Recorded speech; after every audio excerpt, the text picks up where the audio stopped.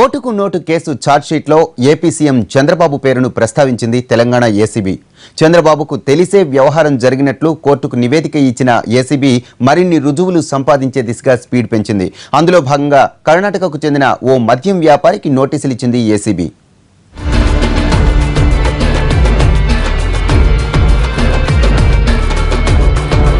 ఓటుకు నోటు కేసులో ఇప్పటికే ఓ ఛార్జిషీటు దాఖలు చేసిన ఏసీబీ అందులో ఏపీ ముఖ్యమంత్రి చంద్రబాబు పేరును ప్రస్తావించింది.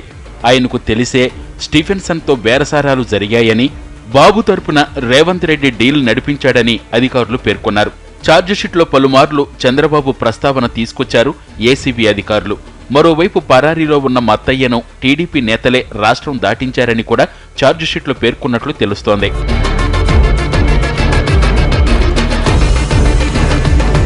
మరోవైపు ఈ వ్యవహారానికి సంబంధించి డబ్బులు ఎక్కడి నుంచి వచ్చాయన్న దానిపైన విచారణ వేగవంతం చేశారు ఏసీబీ అధికారులు.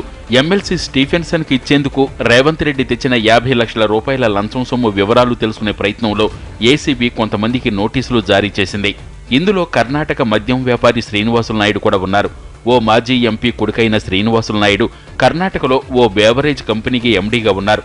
5 రోజుల క్రితం బెంగళూరు వెళ్లిన ఏసీబీ అధికారులు శ్రీనివాసులు నాయుడుతో పాటు ఆయన దగ్గర పనిచేస్తున్న ఉద్యోగులు చైతన్య, విష్ణులకు కూడా నోటీసులిచ్చారు.